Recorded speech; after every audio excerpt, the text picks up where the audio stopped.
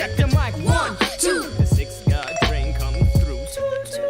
Quicker than a Pentium data for the next millennium. Spirit informs, no conforms to the norms. Dropping bombs, I let it, said it, meant it. Here to represent it. Some live off the labels of the old school, mold you, and that's the trend. What I tend to see, the new jack ain't new. In fact, just bitten pieces of the green. Recycling fragments of rubble from a somewhat familiar voice. And so many MC and so little choice. This won't make me popular. Dropping the lyrics that appeal and flock to ya. Higher self, I'm just as accurate as Doppler. I'm rocking ya. Spiritual sipping, sopping my flyer delp, and that goes, hey y'all, y'all, y'all, hey. Hey y'all, hey y'all, hey y'all, hey. I said I go. Hey y'all, hey y'all, hey y'all, hey. Hey y'all, hey y'all, hey y'all, hey. Dearly beloved, we were gathered here to bring up the rear piece to Bopa. We yell. We shed no more tears for fears when I'm chucking my spear. I'm that spook who sat by the door waiting for the big score while you're trying to get yours from the capitalist whore. And the red, white, and blue hawks and stacks and minis. She shimmies, you follow, you swallow. Losers, non-producers, consumers, consumed propaganda's got me fuming. My people are doomed. Power to the people, power to the seekers. Instead we're reduced to amps and speakers. $200 sneakers, acquisitions of loot, designer suits, Benz and Lexus, battle of sexes, sport utility trucks and such. We're slaves to a quick buck.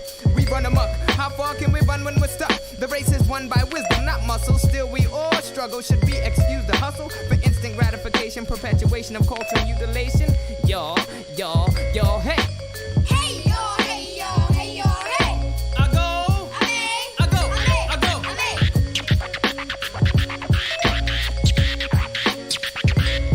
I say hey y'all, y'all, y'all, hey. Hey y'all, y'all, y'all, hey.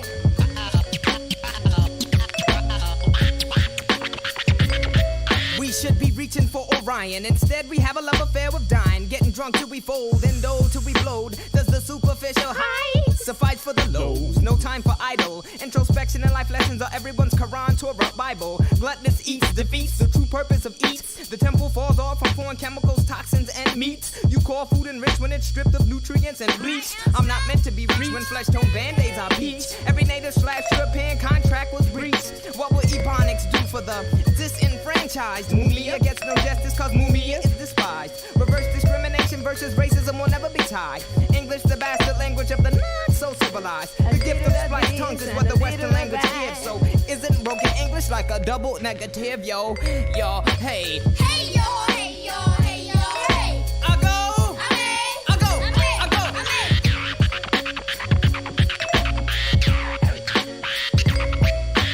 Hey y'all, hey y'all, hey y'all, hey.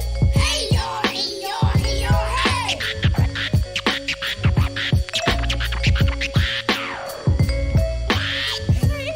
y'all, hey y'all, hey y'all, hey. Hey y'all, hey y'all, hey y'all, hey. Hey y'all, Lord, y'all, hey. Hey y'all, y'all, hey.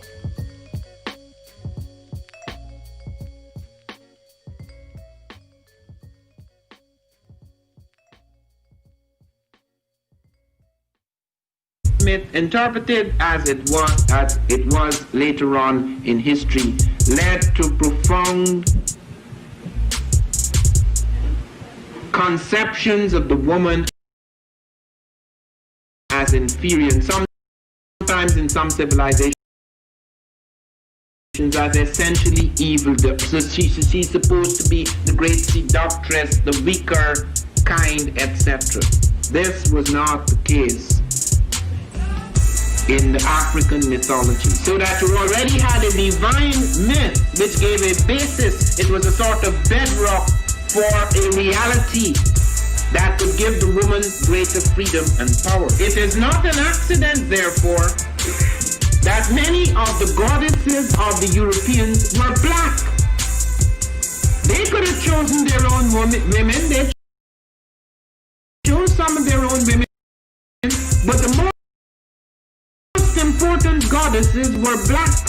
Not just for the African now, in the civilization of the Greeks. The Greek was so profoundly affected by the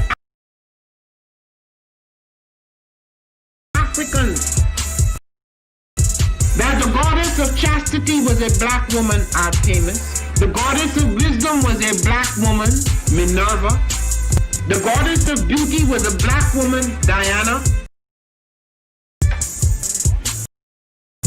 And many of their great mythological figures which were critical to the vision of history, the history of the Greeks in the Odyssey. The woman who draws, who has the power to draw Odysseus and all his crew into her, is Circe, who is represented as a black woman with African features on the Greek vases. The woman who helps Jason win the Golden Fleece is a black woman, Medea. The woman who said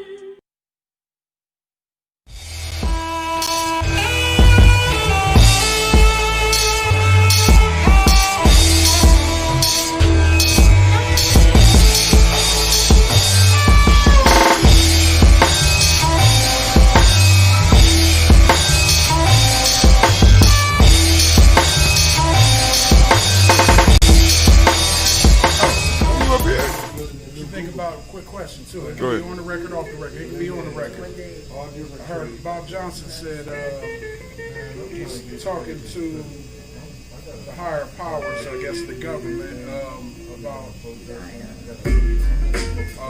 our reparations. And I guess the numbers that they come up with were about 3.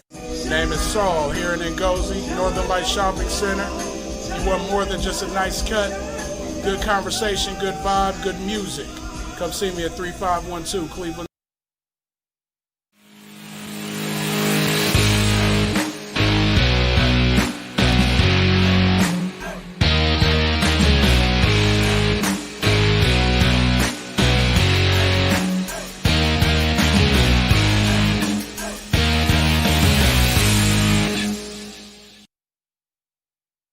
Women, but the most important goddesses were black, not just for the African now in the civilization of the Greek.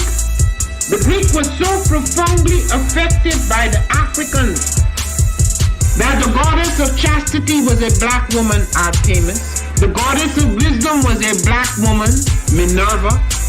The goddess of beauty was a black woman, Diana. And many of their great mythological figures, Odysseus and all his crew into her, is Circe, who is represented as a black woman with African features on the Greek vases. The woman who helps Jason win the Golden Fleece is a black woman, Medea. The woman who marries Perseus, the Greek hero,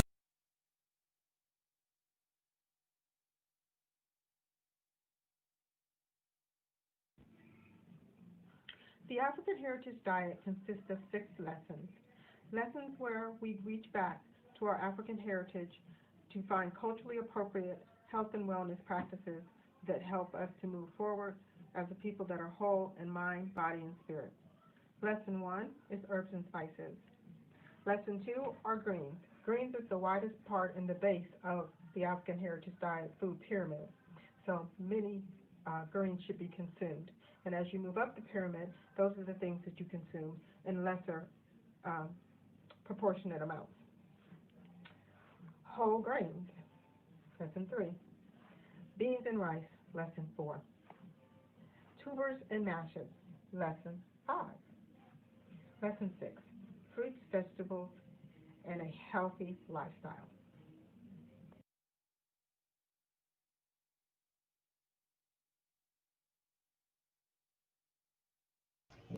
I am a genius. My ancestors were geniuses.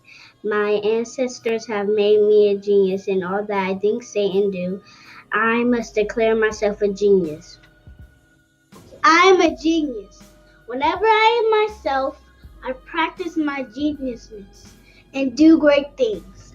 All my thoughts, choices, and deeds must express my geniusness. I am a genius. My decisions must always be in the best interest of myself, my family, my people, and my God. Only then will I and everyone I know that I am a genius. I am a genius. At all times, my geniusness must reflect my culture. My geniusness must serve my God.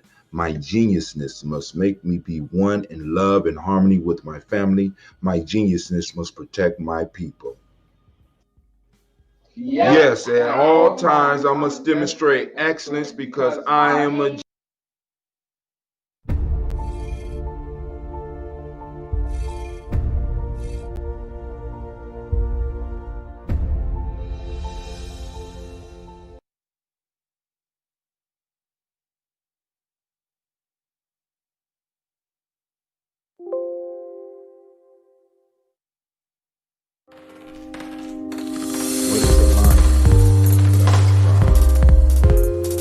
What is a whale without his pod? What is a monkey without his troop? What is a wolf without his pack? The answer is very simple. They are the same thing that a human being is without a tribe.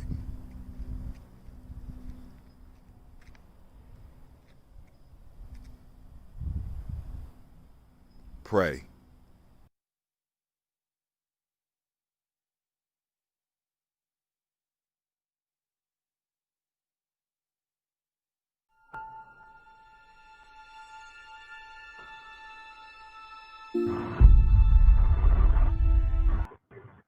To have melanin embedded in our skin is a gift.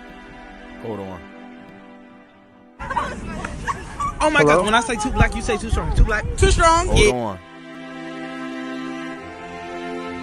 All right.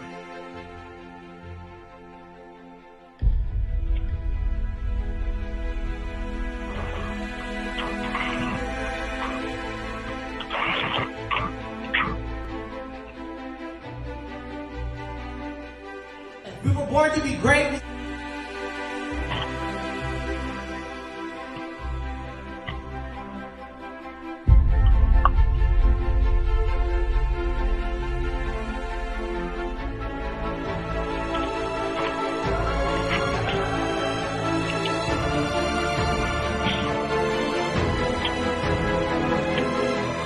Oh my God, when I say too black, you say too strong. Too black.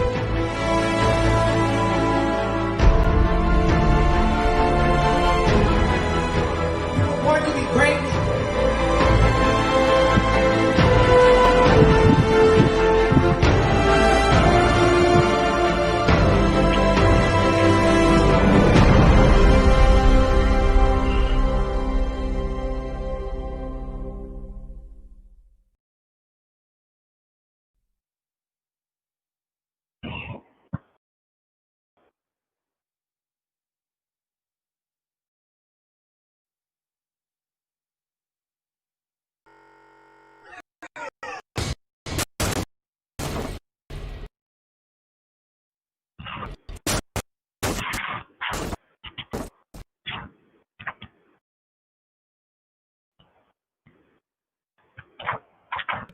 All right, family, we about to get started. I got some technical difficulties. Let me go on and handle some business real quick. Hold on.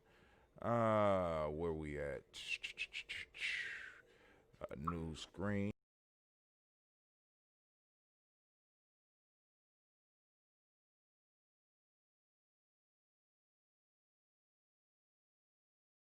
Let me go on and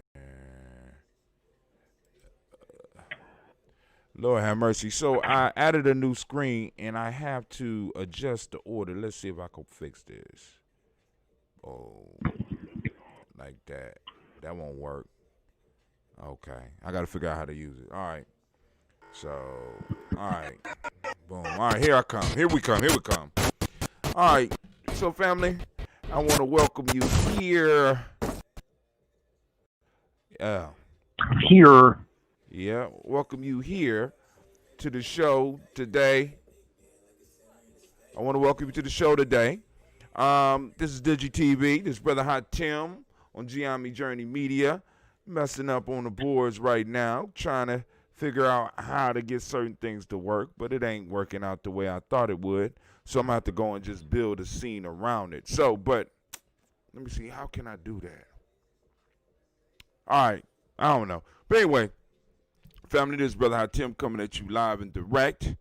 And today we are joined by Brother John Calhoun. Yesterday, if you didn't catch it, we had a great interview with Brother Dentista. Y'all need to go and check that out. We talked about their crypto life.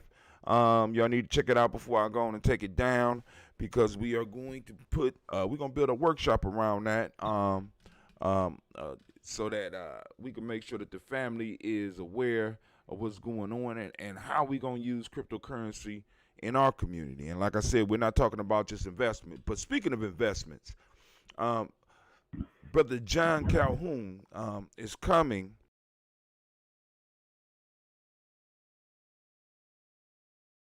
Give us a little bit of time to have our initial conversation, and then we will open up the black lines for you to come on in and let us know your thoughts on the subject. So we got Brother John, and if you would give him a round of applause.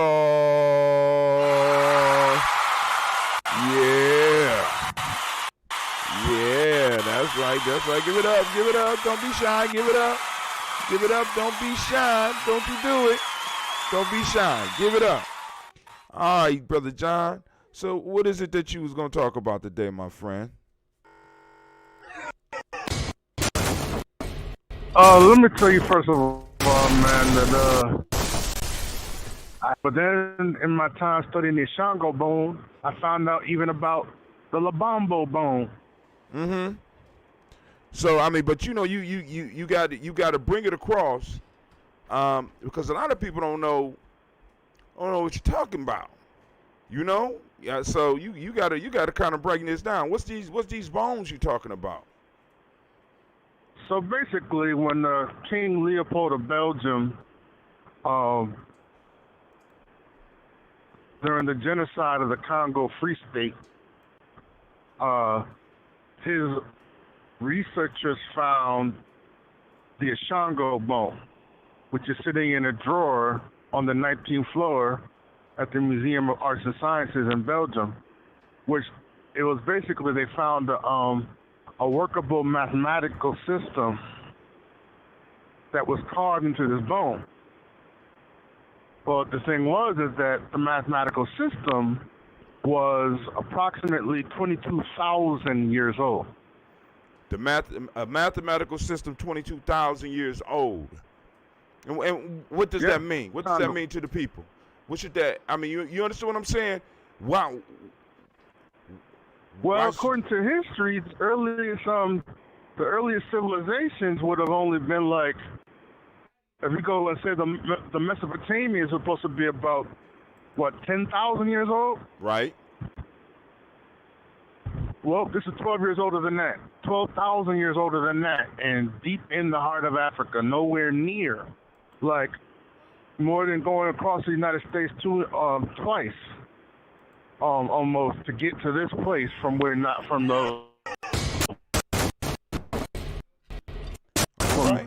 where the Nile Valley is, like, because that would be South Africa, but it's nowhere near the Nile Valley. So you're talking about embarking it's on deep, and so now you mentioned the Bashango bone, and they used this bone. Let me see if I can find a picture so I can show it to the family. And it's called the Bashango bone. It's Shango, Ishango. And keep on going. So tell them about some of the other stuff that you've been running into. So as I was looking up that, then I found out about these this other bone that's even older, called the Lubombo bone that they found in the Swaziland mountains in Swaziland. Basically, what they found out about this bone is another mathematical system that actually works, except that when they did the carbon dating for this, they found that it was 35,000 years old. Okay. So, all right, now for my listeners that might not know, once again, the significance. So you jump right into the bones. Why is this? I guess I'm just hot on it right now. Right, I know you. I mean, it's because you got you. I'm trying to get the people to catch up with you. You at a point, and what we want to do is bring the people up to the point of where you are with this. Because I mean, what you're saying, like I said, because I do a little study. I'm kind of familiar with it. But other people might be like, basically, when no part of the world. Go ahead. Hello? It's basically, if you go 35,000 years ago, the rest of the world is considered, it's a prehistoric world where supposedly, no one has developed anything at all. And if black people developed mathematics 35,000 years ago at least, it wouldn't be another 25,000 years before anybody else would develop anything resembling intellectual thought. And yet, we're developing a mathematical system. Basically rewriting the entire history of our understanding of human development, putting black people way out ahead of everybody else by a huge amount. But complete rewriting of the history books. I don't know, something going on here. And it goes along with... Go ahead. No, I'm trying to show the Shango bone, but it's not showing up on the screen. All they seeing is us. And I'm sitting up here bugging out seeing what's going on here. Hold on for a second. Let me check my restream. But I can't change the screen yet. Let me see what's going on here. It looked like we froze. Hold on. Hold on, John. Matter of fact, I think we are froze.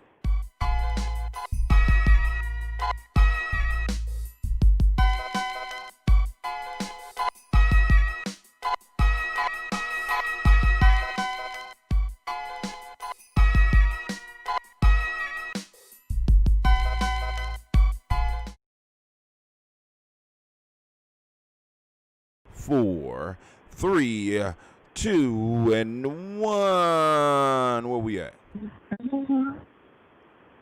There we go. All right, so now I want to make sure that people can see this bone that you're talking about. So you're saying that this bone, the Ishango bone, at first was one of the first ones that you found, and you said this bone is an ancient mathematical, it says right here, perhaps the oldest mathematical artifact in existence. The Ishango bone above was unearthed in 1950, and then the Belgian colony of the Congo, now the Democratic Republic of the Congo. It was discovered by the Belgian anthropologists. We don't need to know all that, but they estimate between 20,000 and 25,000 years ago. And you saying that this was a mathematical tool? Yes.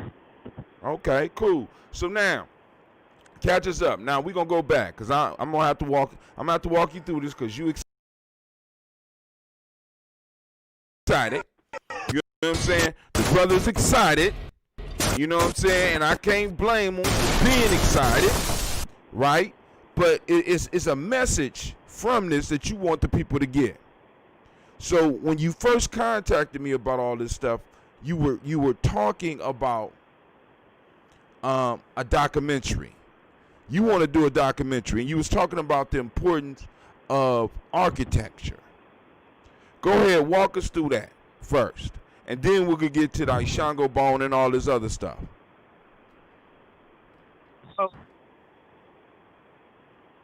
So I mean, basically, if you look and they show, like, it's the reason, for example, why white people like to pat themselves on the back in terms of their intelligence and their development, because they'll show you stuff like the Parthenon or like the Colosseum, the great sculptures of the artists of that time in ancient history, or they'll show you like Sumatra or Thailand and those ancient temples, India, cultures that are respected, they tended to be cultures in our world that you built something. You showed that if you could, like with the stone circle of Senegambia, it's like these stones that they built, basically like 4 Stonehenges, between Gambia and Senegal. And if you look at these stones, it's like there's a number of them that weigh like 10 tons. Black people were able to cut these stones and then bring them hundreds of miles and then set these things up to create these patterns. But you can't do that without having some significant levels of advancement in science and engineering. Like, you just can't say, oh, we're going to cut out 10-ton blocks and transport them hundreds of miles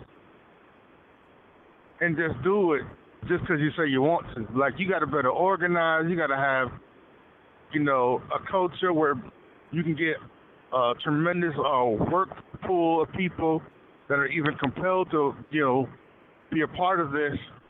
Like, it requires a hell of an undertaking. But that undertaking, according to the story of what they like to say about us in history, was that outside of Egypt, you basically just got this whole, what they like the mythology of the dark continent. This whole place where just black people run around, asshole naked, living in mud huts. So you... And thank God for the European, because we wouldn't know what to do with ourselves. He wouldn't come and saved us from our ignorance. So what you're saying is, what I'm hearing is that you want to save the rest of Africa from the mythology, because of course Egypt is the golden gem supposedly of Africa. And what you're saying is that there are civilizations that we just touch on, because some of us touch on them. But what you're saying, there is a deeper level of information out there about what we were doing in Africa, and is much deeper and possibly older than what's going on in what we call Egypt, or what other people know as Kemet. Absolutely. And you want to expose this because what this shows is that there was stuff going on before, like you said, before they came and saved us from the jungle. Like, give us some more examples. So this is why you got on our Shango bone. The Shango bone takes us so far back. You know what I'm saying? I want us to look at some of the stuff that's a little bit more, you know what I'm saying, more. What are some of the other things that you done found out in your studies that kind of excited you to try to put this project together along with the other projects that you're working on? So one of the things I found out was a place called Dar Tachit in Mauritania.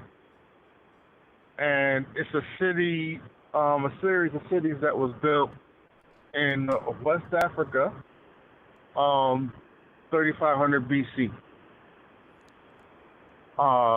So at the same time that they were building Egypt, they were building this. You know what I'm saying? Right. Right. You have the stone circle of Senegambia. They got that at about 200-300 BC. You have, and that's between Senegal and Gambia. You have going to over to East Africa. You got Aksum in Ethiopia, and that's another tremendous civilization, and that's about 1000 BC at least. You have, and I mean, what I'm saying, like, some of these places, it's like the level of design, the architecture, like, this isn't like, oh, well, look at how dope we were killing it. Like Aksum, you put Aksum up to anything that the Europeans ever did in their past, and be like, what? Like, you saying that yours is better? I mean, maybe in the beauty and the eye of the beholder sense, but the complexity, the intricacy, the level of sophisticated design and engineering, like we're literally, you really are right there with us. Because I only want to put you as saying we're right there with you. You're right there with us. And so you start to get when you have this, if you go from this place of like, oh, well, Africa's a dark continent in mythology, we're going to civilize the natives, all of a sudden I can show you Senegal, Benin. I can show you, like I said, Gambia. I can show you Ghana. I forgot the name of the city in Ghana, but that's 4,000 years old. I can show you. And we're talking stone. We're talking stone cities. Yeah, we're talking stone. And that's not to go with the fact that, like, there's all kind of stuff that's written about these other cities that where, you know, people had more stuff with wood and other things. And just over the ages, that stuff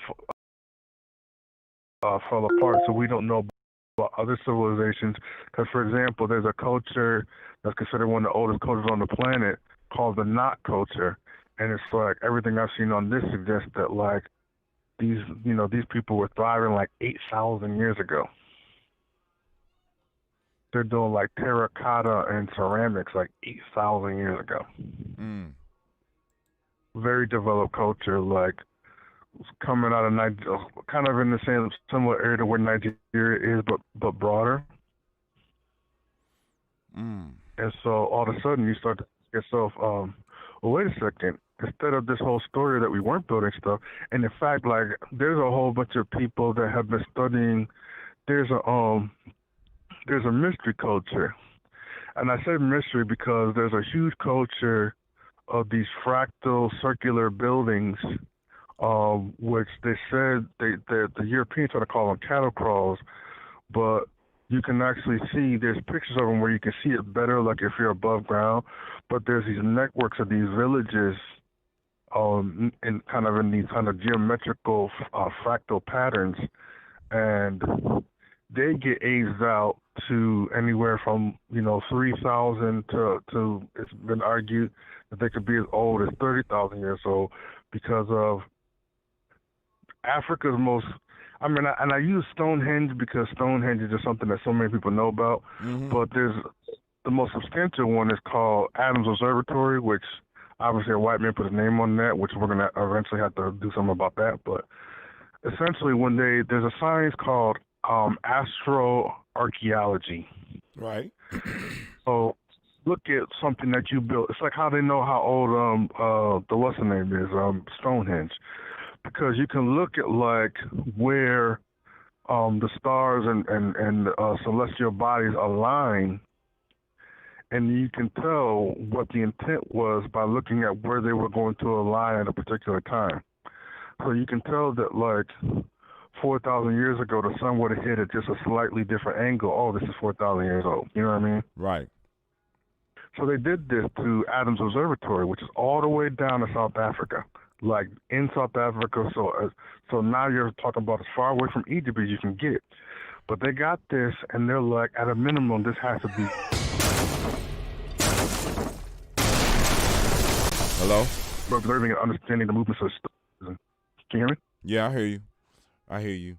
I'm having some difficulties because of the switching of screens. I got to figure that out. I'm gonna figure it out though.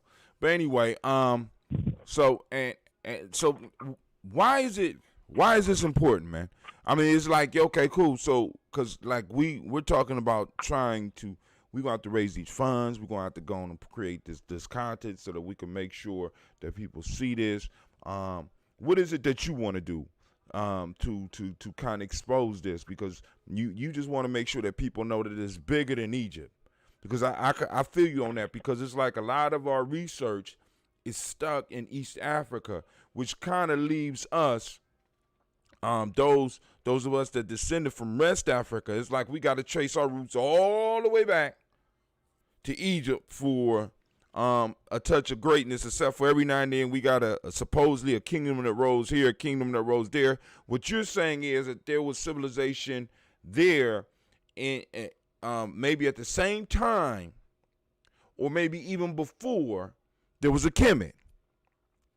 Oh, absolutely. And so like I said, every part of go ahead. West Africa. I mean, certainly East Africa, West Africa, Central Africa, and South Africa.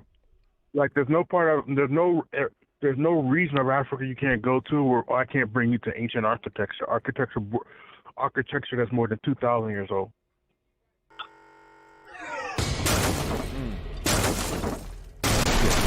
We don't need Egypt. You say we don't need Egypt. We'll take it, but we don't need it, right? You know what I'm saying?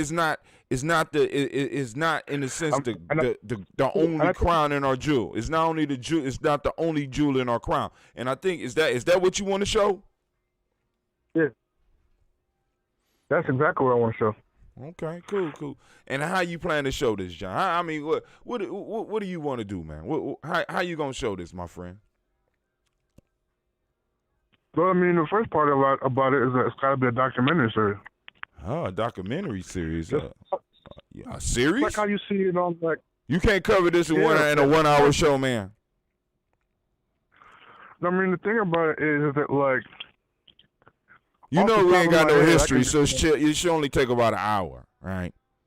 Nah, there's like, and mind you, I'm just staying in BC. I'm only staying in BC because there's a whole bunch of stuff that we built somewhere between maybe like 300 or 400 AD up to like maybe 1500 AD.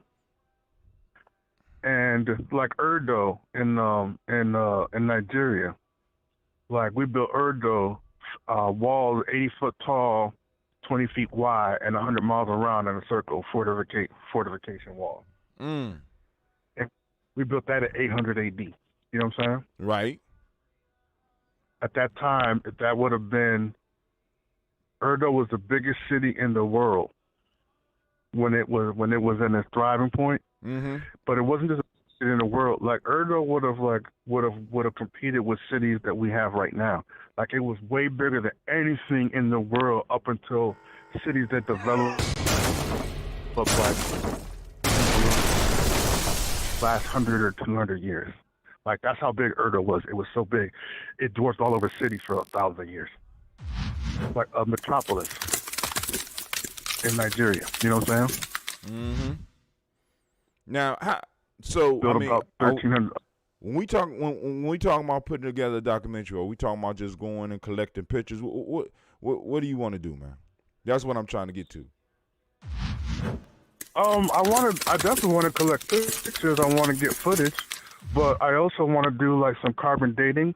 So, for example, like this mystery.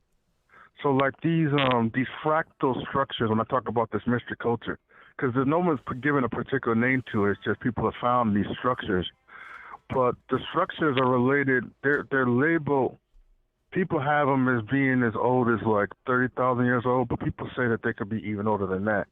See, we did some carbon dating done, because if these things are 30,000 years old, then literally the history book's got to get tossed into the trash. And that's not even being funny, because that would mean that like black people were building advanced culture so much earlier than anywhere else in the world that you got to throw all the history books out, because the history books are actually completely wrong. Like if they're saying Mesopotamia and they like to talk about the Nile Valley Plain, the Nile Valley theory goes completely out of water. Nile Valley is like a child compared to what we might have been doing in South Africa. You know what I mean? If it's 30,000 years old, you got the Nile Valley coming in, and what is that? That's 20,000 years after. 20,000 years after. So, I mean, like, are you talking about going to these places and filming? I mean, because like I said, we can collect all the pictures on the internet, because all these pictures are on the internet. Now, number one, all of the pictures aren't on the internet. Number two, even the ones that they do have on the internet, a lot of them haven't been done, because this thing deserves to be done at the same level as what they do when they do like engineering and empire and stuff like that, with like when they look at Greece and when they look at, different cultures in the world. Yeah. Like we need to have our stuff be put on the scale of like it deserves to be put on the scale of anything. Like, it should be like the most incredible thing that Discovery Channel or the Learning Channel or the History Channel has ever put on their network. It should be something that people are talking about all over the world. Like, holy crap, Black people built stuff like this, like how long ago? And like, where it literally revolutionizes the world's mind about Black people, and then revolutionizes Black people's understanding of who they are for themselves. All right, I mean, but a lot of that is going on right now with what's going on out here in the world. But because I mean, a lot of this, you know, because like even when I showed the pictures of the Gambia, the circles in Senegambia, they look, you know, they look small. I mean, just the way the pictures are on Google. So what I'm trying to get across is that you're talking about going and actually documenting this stuff firsthand, filming it, so that go ahead. Talking to the scientists who are doing the analysis, because they have archaeologists and they're digging up the dirt and they're finding out, you know, the way that they reach into the ground and try to tell you how people lived and what they can determine about the people based upon how they live, as well as I guess a part of it too is that like it needs to be because like, you know, the stone circle of Central Gambia, I guess, you know, the bigger stones are closer to the ones at Stonehenge, but it's not as much the height of the one location as much as like there's like 17,000 of them. You know what I mean? And that's what I'm saying. The picture I showed, it was about 9 of them in a circle. Nah, you see what I'm saying? So this 17,000. So you just see, because now what you're saying is, now for somebody that wasn't listening, and you just say like we did, if we left it like we left, and they go look at that and they'll see that picture, they think that little circle that's on Google is all that there is. What you're saying is there is so much more. So it's documented, but it's not really documented, and we haven't really seen the scope at which our people were building. And what you want to do is you want to expose this so that we can have it in our home, so we can see it for ourselves and be like, damn, we was getting it in. We were getting it in. I mean, that's really the thing. We were getting it in. Right? You know what I'm saying? I mean, because like I said, I mean, because like when you first came up with talking about the project. Now, before I even go to that, tell them what makes you qualified to do this, man? What's your qualifications? Who are you to be able to think you don't look like? I seen your picture. You don't look nothing like what's his name? Spike Lee. You don't look like Spike Lee, man. Hey, man. For me, I mean, it's probably as deep as the fact that I taught African history at Ohio State. You taught African history? Okay.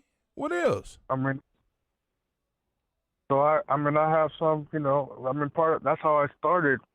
I mean, I started finding out about this stuff when I was at Ohio State. That's where it started, when I started finding out about some of these locations. And then over the years, kept on researching. And then probably they found out a lot of stuff much more recently. And then also with the advent of the internet, the pieces that are out there started being able to be, you know, you got little pieces where you can find it on the you can find little, like with a number of these places, they've actually got little different little things that they've shot on certain places that you can find on YouTube. You know what I'm saying? Right. But they're not talking to the scientists. You can't really see, because like I want to use LiDAR. And LiDAR is basically a way where you can so some of this stuff, for example, is in dense rainforest. Like you could walk by it and not notice it. You could just think, oh, it's like there's some rocks here, and there's grasses and mosses and stuff that have grown over it. and not realize you're looking at a temple. LiDAR will able to just where the structure of the stone will be clear, and you can clear everything else away, so you can see the full size of it. In fact, there's a city called they're calling it, I think, Calhoun. I think they said it had maybe like 80,000 people, like around 1,000 years ago in southern Africa. Mm-hmm. They thought it was much smaller than what it was until they hit it with the LiDAR, and when they hit it with the LiDAR, it kind of X-rayed through all the foliage and everything, and they were like, oh my God, this is like 10 times bigger than what we thought. So like being able to go in there, so I guess I want to do the documentary, but I also think that like there might even be some research that we might want to try to help them be able to do, so that we can bring like the LiDAR stuff. We can bring in. I also think about the AR and VR piece. So like the VR, virtual reality. Virtual reality will allow you, like, one of the things I'd always want to do is look at the slave dungeon. So like I can, like with a VR camera, I can bring that camera into a slave dungeon, and essentially you put your VR goggles on there, and then you can basically literally walk into the slave dungeon and look all around and see it. That's what VR. At the same level, it's like I can bring you into these locations, and it's like, especially like for kids, like they can walk in and be like, oh my goodness, this is a temple that black people built 2,000 years ago in West Africa. And really, instead of like the non-history that we're given about our people in the continent, have this rich visual history of these ancient things that we built, which I think is a part of, we want to revolutionize black consciousness, show black people that we were doing genius architecture and design, when in fact most black people, I mean, you know how it was. I mean, in the old days of like when we was coming up, right? Black people strung so tight to Egypt that it's like, because he was like, if we don't have Egypt, then oh no, what do we do? What do we do about Egypt? But I mean, we still talk about Mali and Songhai and Ghana empires. I mean, because I when you say how would this? How do you believe that this would revolutionize? Am I saying it right? Revolutionize the consciousness, supercharge it. How? What would this do? I mean, because hey, I got hidden colors. 1, 2, 3, 4, 5, and 6. It's black genius, because it's like there's not one of these places. Like, just if you go to the ancient stuff we built, there's like over 20 places. Do you see what I'm saying? If you go to like the Middle Ages and like when white folks are building castles and stuff like that, and you look at what we're building throughout Africa, there's even more places than that. There's like 30 different places. Like black people were building all kind of stuff, like all over the continent. And it's basically, it's kind of like the stuff that I found in Nigeria. It's like I have not talked to a single Nigerian person, and I've been talking to, and I have Nigerian friends, and I've been including, one from a highly educated backgrounds, and I'm talking to them about this place, and none of them have heard about it. Not a single one. So not only are they keeping it from us, we're over there keeping it from ourselves. Yeah, it's like you got people that live in Nigeria and they don't even know about this place. Yeah, I can imagine that. I could imagine that. And you just and the piece is you want to shine a light on this and really start the discussion around these places. You know what I'm saying? All right, what's the significance of place? What's the significance of building? You know what I'm saying? Because, like I said, because that's what really got me hyped up when you start talking about it, right? You know what I'm saying? So you want to document these things and put them together. But once again, I ask, what makes you qualified to do this? And you still ain't answered my question. You understand what I'm saying? I mean, I don't know who's really qualified to do it. No, it's some people that's qualified to do this. It's some people that have a right to do this. And I'm asking you, are you one of those? Well, if you talk about having a right to do it, I'm black, so I mean, I don't know if I I need. know a lot of black motherfuckers that don't deserve to do don't deserve to do shit. I need you to tell these people who you are, man. That's what I'm trying to do. I shouldn't even have to pull it out you like this. We know you taught at Ohio State. We know that you got a master's degree, but there's something particular about you that make you qualified to do some shit like this. Oh, I've been researching this stuff for the last 2 decades of my life. Oh, God. Okay. So have I. I mean, but I can't make no goddamn movie. Oh, because I'm a... wait, no, stop. Hold on. This is a humble motherfucker here. Hold on. You wait, stop. Did y'all hear this? Right? I'm pulling teeth here. I'm throwing bait.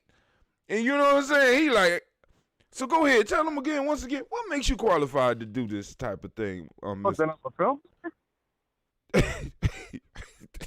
I guess I'm trying to figure out what you're looking for, man, because it's not occurring to me. John, everybody is not a filmmaker, man.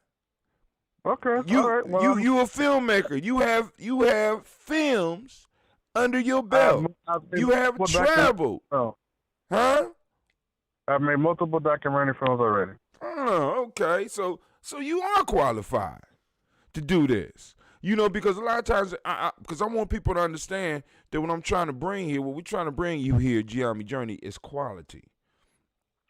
This brother not only has been doing research in his own history, our history in America, our history in Africa. He's also a documentary. He's a documentarian. He's a film person. He went to school for this. He studied this. So he has the ability to bring across the idea in a way that can not only fire up the adults, but possibly could fire up our children. You know what I'm saying? So, you know, like I said, we at Gye-Nyame Journey, we're gonna push to help this brother go and fulfill this project, because it's an exciting project to me, because you know it's gonna require travel. We're not talking about just throwing together a slideshow. We're talking about, you heard the man talking about 3D cameras. That's gonna cost some dough. We got to raise that money. You know what I'm saying? So he could walk in the room and actually do the VR thing. We could do virtual tours of the slave dungeons, but that's on the bottom of the list. Let's go on and do some tours of some of these ancient spots. Let me ask you a question, John. Are these spots heavily, because I know, with all this information, they got to be doing a lot of research and a lot of excavating down here in West and South and Central Africa right now.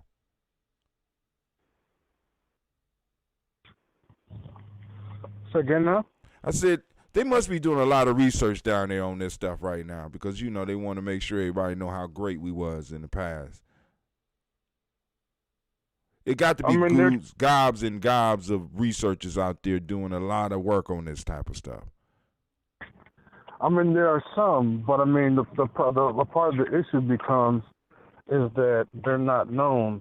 And then there's also a concern because there's situations, for example, like with Adams Observatory in this culture I'm talking about, basically it's a mystery culture. Because here's the thing about these, I'm talking about these stone circles, and I don't know I know some people who are studying it, but here's the thing. There's these stone circles where they make them in these fractal patterns and they make these villages. The thing is that there's tens of thousands of them, okay? And the thing is that they're spread all throughout southern Africa. So the range of where they're spread is more than the size of the United States. That's how big of the range of these tens of thousands of these structured buildings are. Like it's across an area that larger than the United States. And then, so there's a debate between scientists about exactly how old this is. So there's one group of scientists that wants to say that is maybe a little over 1,000 years old, which would still be quite incredible. But there's more scientists that are suggesting that you've got to put it at least 3,000 years old. And then there's another group who are some of the most studied on it, and they're like, no, you got to go to 30,000 years old. See, we have to find out what that number is, because if that's 30,000 years old, that's just a very different history of humanity. That rewrites the history of humanity. But you know, there's been a lot of discoveries that should have rewritten history, but it hasn't. What make you think what you're working on is going to actually do that? Because it's not really actually just one discovery. It's not like one location. It's like when I tell you that there's over 20 locations at the quote-unquote ancient level, the BC level. Well, you know how many of those have been put out into the world? How many? Out of the 20? Zero. Now say that again. Zero. Out of, okay. This stuff is completely hidden from the world. It's completely hidden even from Africans. Forget about the rest of the world. It's hidden from Africans. I mean, literally, there's some archaeologists that are working on so many of these locations. But it's like you look at Punt. Everything I'm looking at, I see this information that says that if you really want to look at the line of succession, that Egypt is at the end of the line. Before Egypt, you got the coaches of Sudan, Tasseti. Before Tasseti, you go back, and you got to have a discussion about what you're going to say about Nubia. But before you go back even further, and they talk about Punt, and Punt being in Somalia. So now you're looking at these ruins. There's pictures of them, but they haven't even been looked at yet. Mm-hmm. There are scholars that are looking at ruins. They're finding ruins all across southern Africa that haven't even been analyzed yet. Like, it's a treasure trove of archaeology to be done all across Africa to show dozens and dozens of ancient cultures that, I mean, it's like, I mean, honestly, it should be like the biggest thing in the media. Like, it's like, holy cow, black people done built all this incredible stuff for thousands of years, and we just never knew. Man, you know, I'm trying to figure out why they would do that, you know. But you know, mine is not the reason why. Mine is but to do or die. You know what I'm saying? So, I'm serious. I mean, because the point is, I want to help you with this, because I think you onto something. You know what I'm saying? And I do understand the importance of the architecture and being able to show that at some point in time we did do great things. But I have to ask the question: haven't we kind of did that already? I mean, haven't we? I mean, demonstrated to our young folk, demonstrated to ourselves that we're capable of great things. I mean, haven't we? I mean, and with all the information that they do have about things that we did, why do you think that the young people are not connecting with it? Why do you think our people are not connecting with the fact that we have done a lot of great stuff, man? Because I think you got to have even more. I think that it's like, I thought about this. I want to bet, it's like, if you really want to like get into black people said are genius, you got to show them so many examples of genius that they get bored of it. You see what I'm saying? Mm-hmm. Like, oh yeah, we built this so-and-so BC when the white people were building this in BC. Yeah. But then it's like, because it's like one time, you know, people are like, oh yeah, I hear one. But it's like, I show you 20? One versus 20 is a whole heck of a lot. 20 almost gets you to the point where young people might even start getting bored. But they're bored with the knowledge of how brilliant our people were. You see what I'm saying? Mm-hmm. Like, yeah, it's boring. Our people are brilliant. We get it. But that's such a shift from how we think about ourselves right now in the world. Like if you got a whole bunch of black kids and they watch and they see so much architecture and things that we designed, and this is not to mention like the artwork and the potteries and the sculpture. You know what I'm saying? Right. So it's like. So how long you talking about staying out in the field, man? Bro, and that's where I was talking to a couple of my friends from the continent today. As a matter of fact, one of my boys from Somalia, because he was like, "There's no way we can film in Somalia. It's too dangerous." And then I was talking to another one of my friends whose father, her father was a diplomat. And so, I mean, I'm not exactly sure. I'm actually really looking at. That's what I was researching today. Actually, I found a website on the State Department that's kind of telling me about the condition of the countries, because not all the countries are as stable as countries in the United States, of course. Right. So I'm working on those logistics, but so I don't think we can go to every country, honestly. Right. And then I'm not necessarily worried about going to every country because there's 20. I'm thinking about 12 to 15. But my stronger number is 12. There's 12 places in particular I think give people the clearest idea of what we could do. But then there's a whole bunch of stuff that you gotta look at, because as much as there's ancient African architecture, there's a whole nother valuable documentary to be done for, I guess you might call it medieval African architecture or something. You know what I'm saying? Right. So how much would a project like this cost, man? Now this is why. I mean, come on now. I can't see. Come on now. I mean, on the low end, I think it'd probably I'm be $250,000. I'm toasting ancestors every day. You said how much? On the low end, I feel like it's $250,000.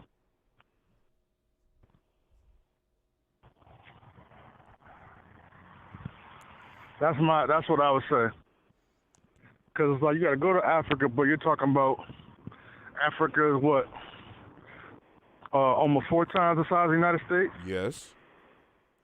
And so you're talking about stuff. And we talking about equipment? You're talking about some equipment, and then you're talking about going, because I don't know exactly how far it is, for example, to go from like the Sudan to South Africa, but I know it's further than going from New York to California. You know what I'm saying? Man, so like, one of the elders asked which country. So can you name some of the countries that you researched that you was talking about going? So you would need a camera. We need a crew of people that's gonna be willing to go and be able to take care of the equipment, because you know, I mean, like if this is a Gye-Nyame Journey Media production, ain't nobody stealing shit. You better come back with every last bit of it. You left a film cap over there. You better go get that shit. Yeah, I'm just saying. But Elder Margarita asks, which countries in Africa are you talking about? So we know we talking about Senegambia. So you talking about Senegal and Gambia. Senegal, Gambia, Ghana, Nigeria, Mauritania, South Africa. Wait, what part? Because it's South. So you got South Africa country, but then you got different. The Republic of South Africa. Okay, cool. All right. Sudan, Ethiopia. What part of the Sudan? Southern Sudan? Southern Sudan. Okay. Ethiopia, Niger. That's off the top of my head. Okay. All right. So he put together a nice little write-up, you know. But I mean, like I said, I mean this is one of those far-reaching projects that I think that we could drum up enough interest in to possibly, you know what I mean, because hell, I mean, just as a matter of asking the ancestors and doing the goddamn work, you know what I'm saying, we can make it happen. And then Sister Margarita said Benin. Yep, that's another one. You know, she like, don't leave Benin out. You know, And so give me the framework of the four-part series that you're talking about. Now, are you talking about 2,500 a piece? Because you're talking about doing 4. That's $2 million. No, I'm talking about the whole thing. I ain't gonna do it. That ain't gonna work if no $250,000, dog. This is. I'm just saying. That shit ain't gonna. I don't have like a precise number I could give you right now. Right. I ain't asking for. But I'm just telling you. Regardless, I ain't got a precise number either. But I know $250,000 ain't gonna do that. I think it's gonna be at least. I put my low end. My low number is $250,000. Okay. I did hear you say your low number, but when you dealing with the people's money, we can't do low numbers because you say $250,000, they're gonna expect you to do a miracle with $250,000. Sister Margarita said she lived in Benin for about 2 years. Yeah, see, that's where I look because there's a whole bunch of things because Africa's 54 countries, all at different levels of development. Right. Because a lot of people talk about Africa as if it's one country. You know what I'm saying? Today, you can fly in without a problem to Ethiopia, and then you just can't. You don't want to go to Somalia because you got a good chance of getting killed.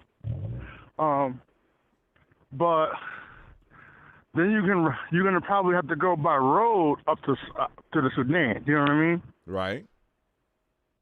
So it's like I have to see what the status is in terms of travel for each one of these countries. That's a part of what I was doing today. And that's a part of what I called some of my people that are from, were raised in those areas, just trying to get a sense of how they feel about what it would be like for me to move through these different places with a team. And then they felt like that I should probably, if I went out with an 8-person team, that I should probably have at least 4 security people that are holding us down all the way through. Yeah. And everybody that's holding equipment better be trained. $250,000, I ain't taking no excuses. I'm just letting you know. I'm just being honest. Because you talking about $2 million. I think it would be about $250,000 per episode. So how would you break down these episodes? Just right now and how you thinking about it. There's 12 places in particular that I'm most focused on, and I think 4 episodes, an hour long each, and each episode spends around 20 minutes focused on one particular place. So now, are you trying to get these aired, or are you trying to push them on the internet?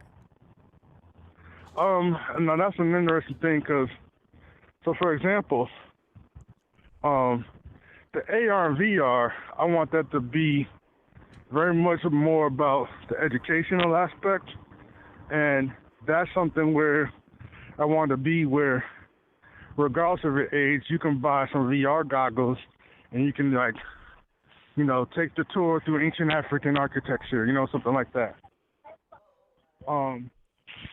And that I want to just be free for everybody to be able to go. These projects, the series itself, it feels like it needs to be either on Netflix or on History Channel, Discovery Channel. It's got to be at that level. It's got to be at the big level. All right, now I'm gonna push back on that shit. Let me say this: an hour. If you're doing an hour, I don't think an hour would do these justice. We know there's an audience out there for this type of documentary that will sit for 2.5 hours to 3 hours to see it. We know that there is a possibility for a documentary like this, if you make it powerful enough, to be able to be sold directly to the customer rather than being aired on Netflix and be trying to. I'm just saying, there's a way around where we could keep everybody's hands out this motherfucker, and we can raise the money as well as earn the money. You know what I'm saying? I mean, for other projects. I like that. I guess a part of it is that, like, I want the educational aspect, but a part of how I see it is the propaganda. Like, because I want to be in a position so that, because of course I want, it's most important for black people to know it, but I think it's also very important for people to know it, even in places like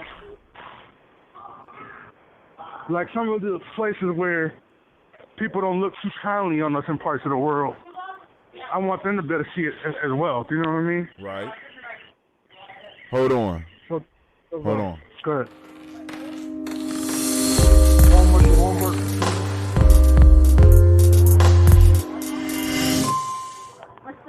Yeah, I just had to do a little, little promo there for Gye-Nyame Journey. So, but yeah.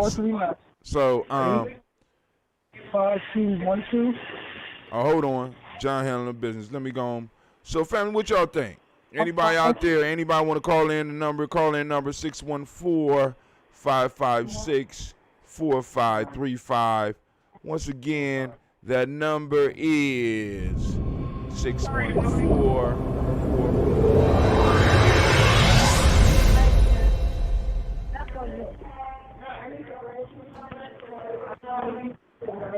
So who want in?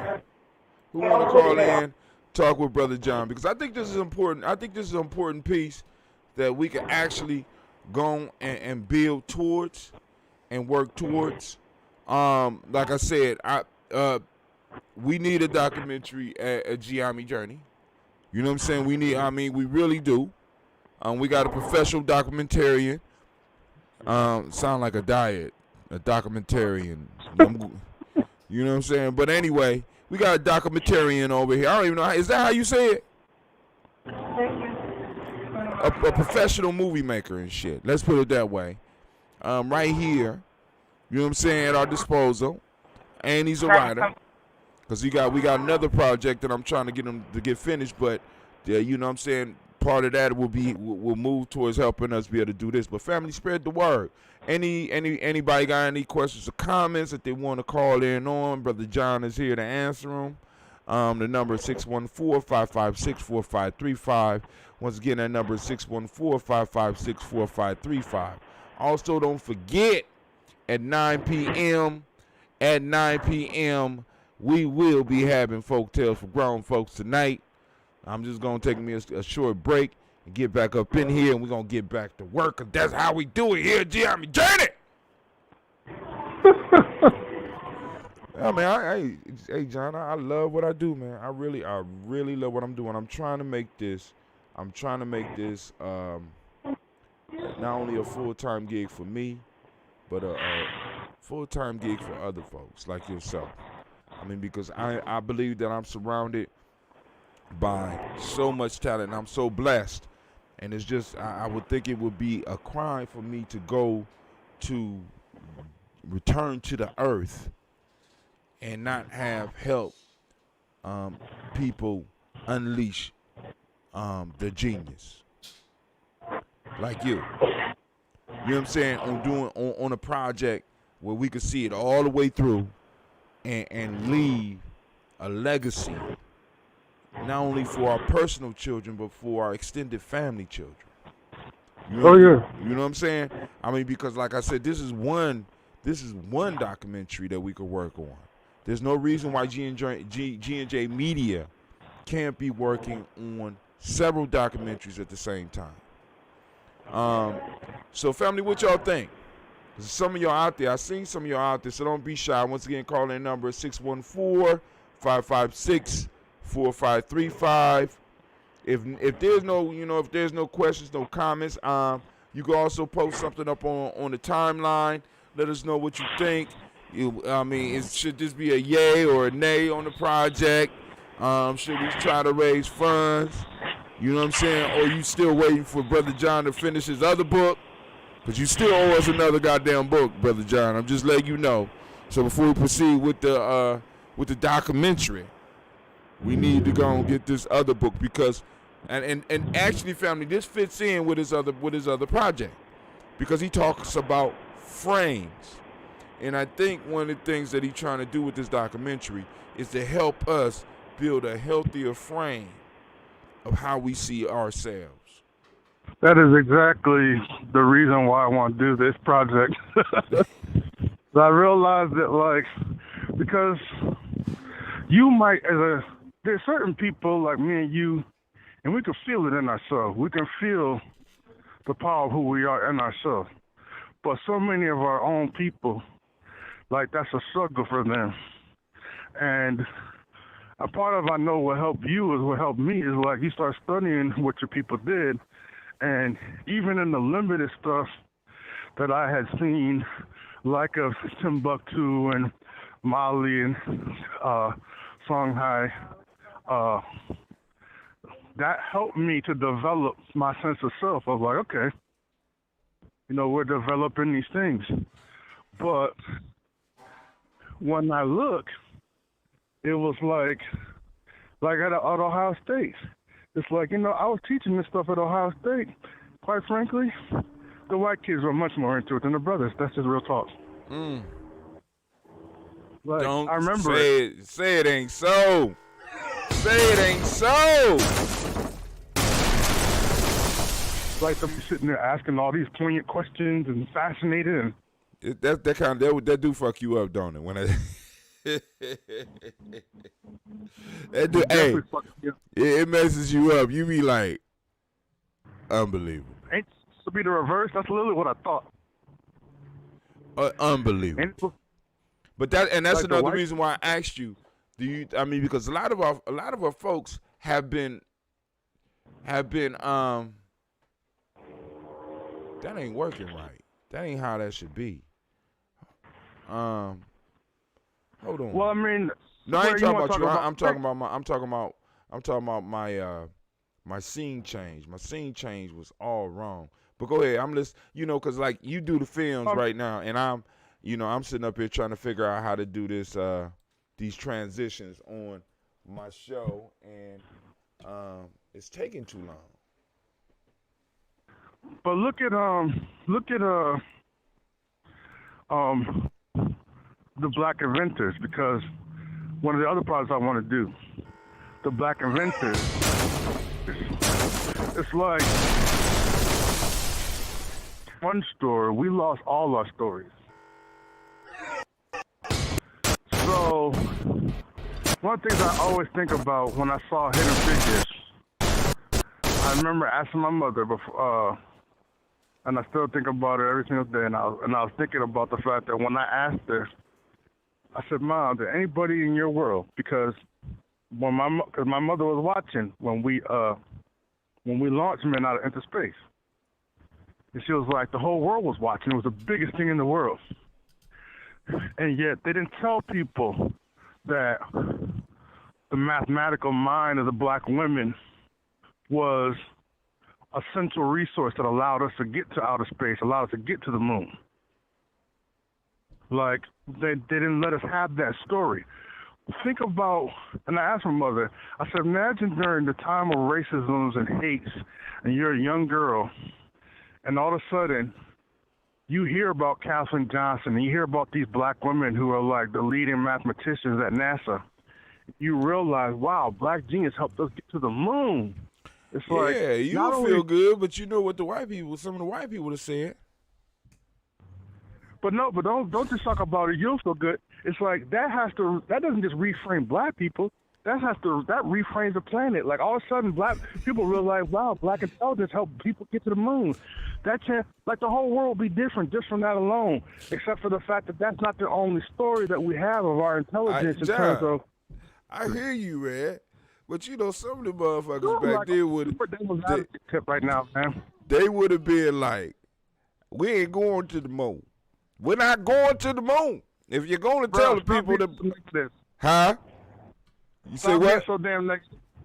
I'm just telling you. I'm being serious, man. Some of these people. A part of the reason why we're in the state though is because of the fact It's like my boy teaches. I got a boy that teaches African American history, right? Right. And he'll tell you right now. He's at Prairie View A&M. Right. And he's teaching this at a black college. He's teaching black history at a black college. And the kids are not even paying attention. Right. Because somewhere in their minds, they don't realize, they think, oh, man, we were just slaves, man. I don't care about that. I don't want to hear all that. I don't think that's it. No, I don't think that's it. No, I'm telling you that's what he's telling me that they're saying to him. But what I'm saying, listen, I'm in the same situation, and I got other people in the same situation. I don't think that's it. I really don't. There's too many stories out there. I mean, it's not the fact that, we was just slaves. No, it's something else. It's something else, man. It's something else that I'm just saying. It's not one frame. Right. It's a group of frames. It's not just that. What the hell you doing? Give me my lighter. I'm sorry. Like it isn't just that they didn't know that we help people get to the moon. It's that they don't know that that Mark Dean helped to shrink the computer chip so that we could be talking on the cell phone right now. It's the fact that we don't know about Dr. Philip McGuire, who made the first supercomputer.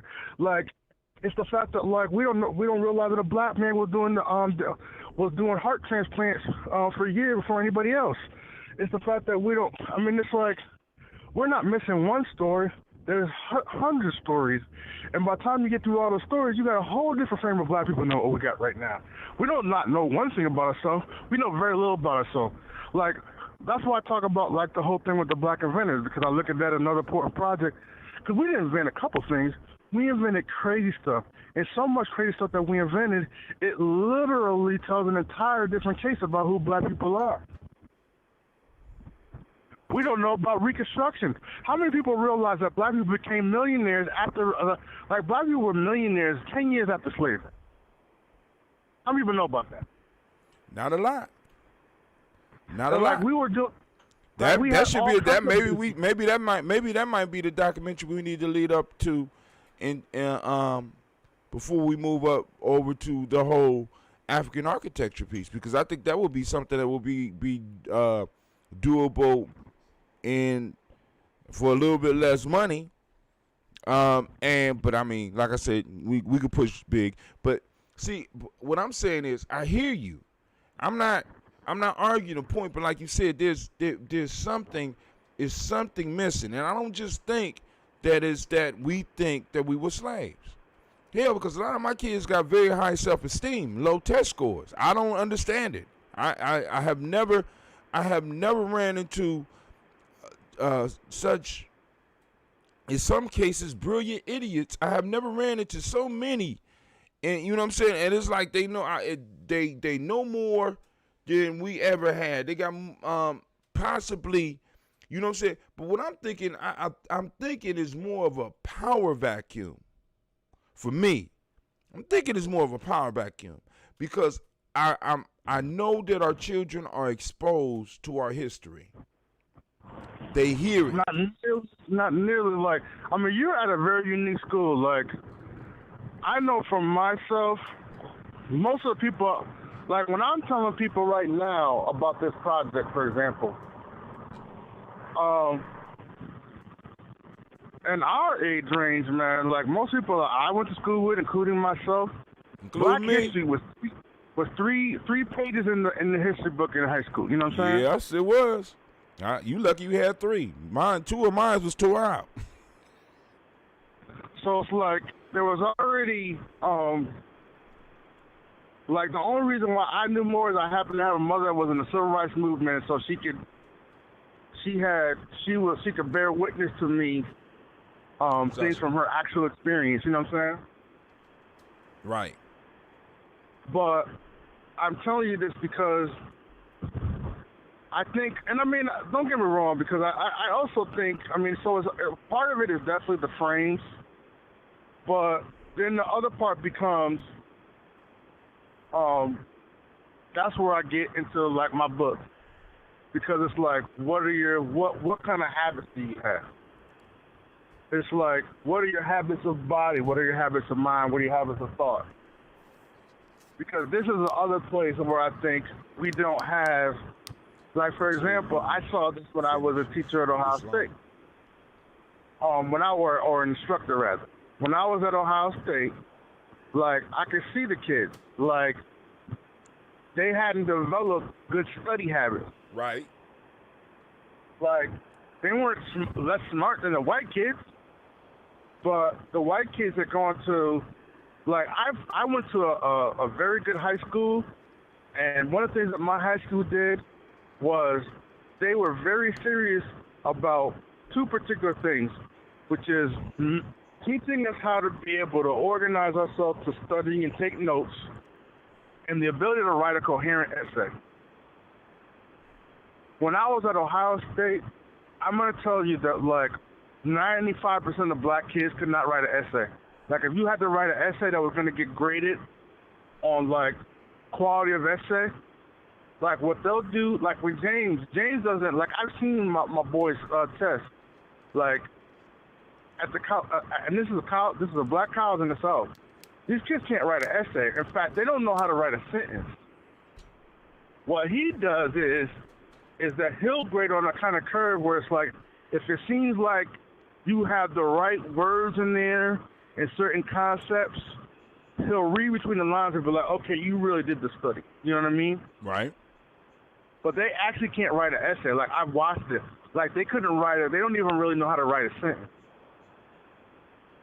If you can't write a sentence, you can't write an essay, because an essay is a whole bunch of sentences.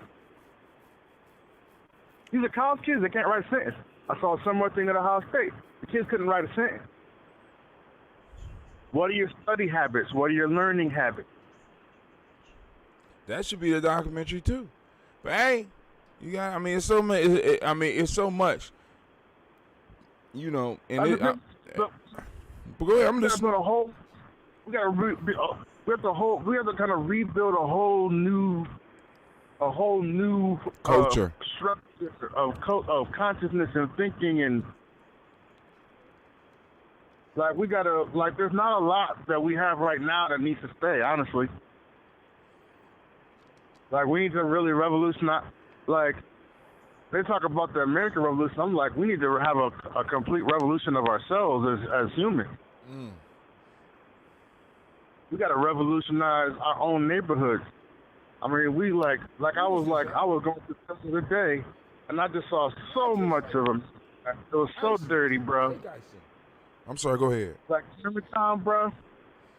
Germantown was just like, all this garbage. Black people was living in filth, man. And I'm like, bro, the white man didn't do that to us, bro. Like, we have to clean up our neighborhoods, bro. If I showed you a picture, there's little kids, I'm like, there's little kids running through this garbage, because there's garbage everywhere, you know what I'm saying? Mm-hmm. And what is that habit? Like, we're teaching little kids to think, like, why don't anybody pick up the garbage? Because the people before them didn't pick it up, and the people before them pick it up. We pass down bad habits. Like, we're poor stewards of our own neighborhoods, just at a basic level. Like, there's a lot of ways in which we're off of who we are, who we've been, who we need to be. You done brought up several different e-courses, e-books, actual books, and documentaries that we could go and talk about, partner.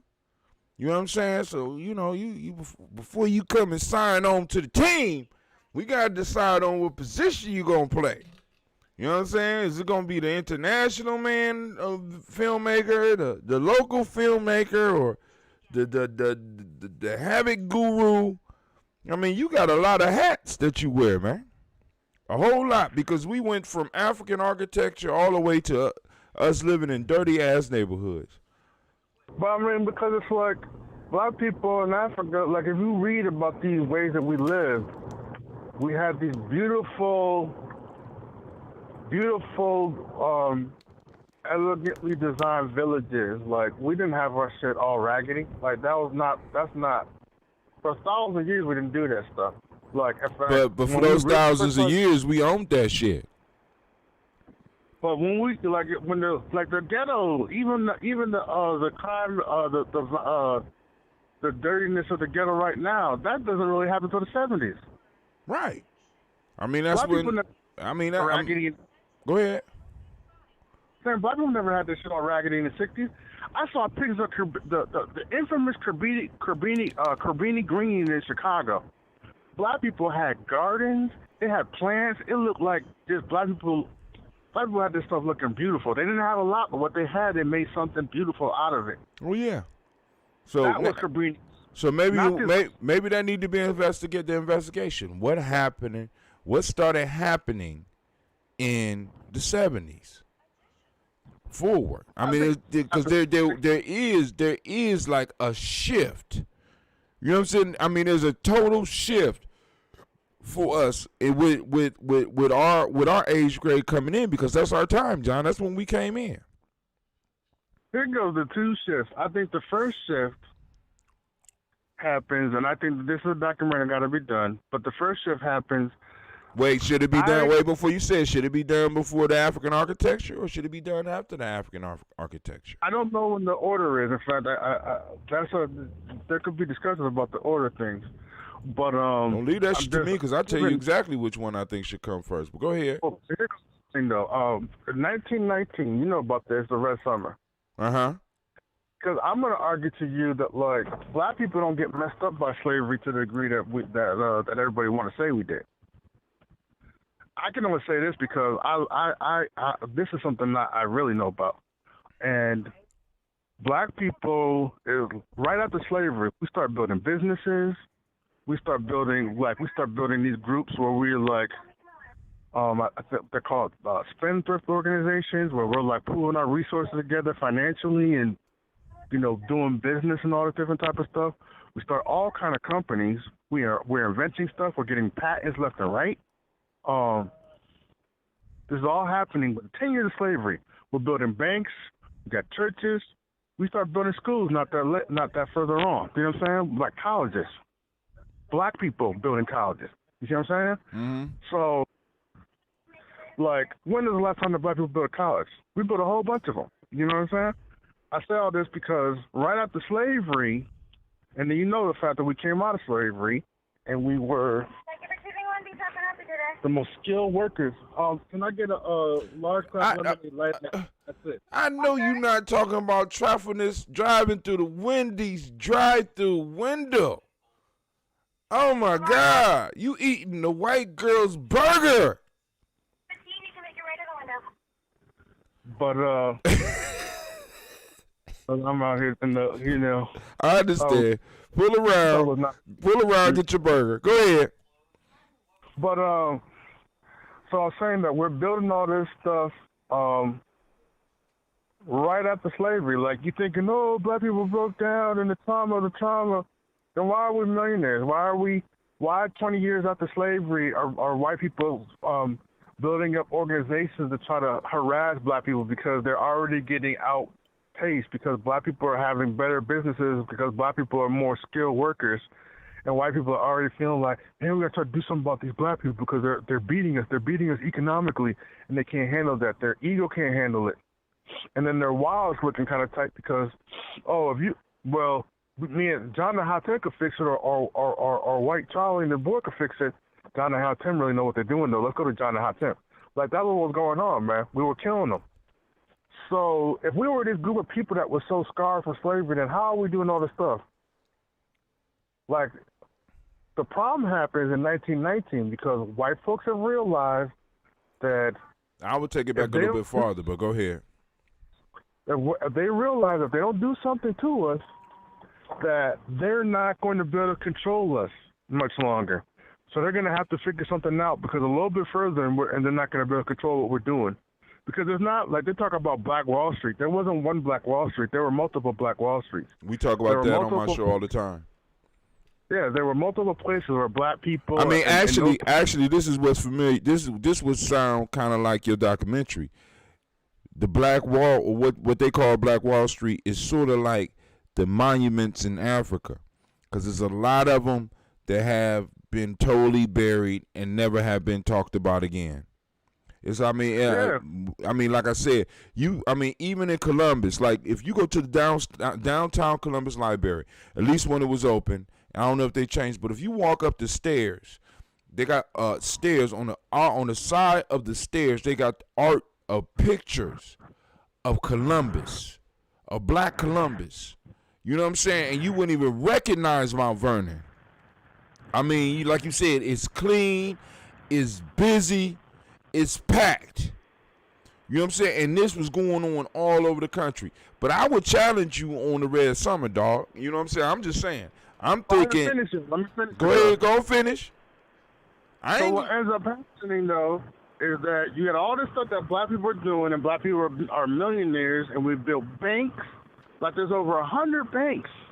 I'm just saying because when was the last time we heard about black people starting a bank? We built over 100 of them that I know about before 1919. How many did we build after 1919? How many patents did we get after 1919? Like you can start how many businesses did we start after 1919? Like you can see this. It's like a night and day drop off. Like what ends up happening to me, the biggest thing that ends up happening in the first wave of the problem, 1919, they go into these places, they steal our wealth, the stuff, our equipment, our tools, like the stuff that they could just take from us, they took it. And then they killed all these brilliant, innovative scientists and thinkers and political people, and they just massacred all of them by the thousands, city by city. Kill 2,000 or 3,000 over here in this city. Go just kill 2,000 or 3,000 over here in this city. They weren't just killing random people. They were trying to get the best and the brightest. That right there, that's the trauma to me. That's the first real bad trauma that starts to turn black people inside out. Because I think that black mothers start to be worried about their young black boys and women, girls who have all these brilliant ideas because they realize not only did they go and kill thousands of us city by city, but then they just got away with it. They just never got arrested, or they just simply got away with it. They massacred us, and then they just walked away. They never had to pay a single price. And so then, that's the first thing. Then the second thing happens 50 years after that, because this is where you get all that stuff that's happening in the late 60s. And then we realize again that they start killing, Martin. Then they kill Malcolm, and they're killing some of our important leaders. And then next thing you know, we're having all these riots. And right there, I think, was like a certain break. Like somewhere in that late 60s, early 70s, we had a certain break. And then I just think that black people, it was a second, I guess technically it really is a third grade trauma. But that third trauma, I just think it was the one that just really just knocked us off kilter completely. That's how I see it. Now that would be, that'd be a documentary I would want to see, because you'd be able to show the drop off that you're talking about. You know what I'm saying? As far as the patents, the creativity, because if you think about it, 1919, you know what I'm saying? How many generations from there?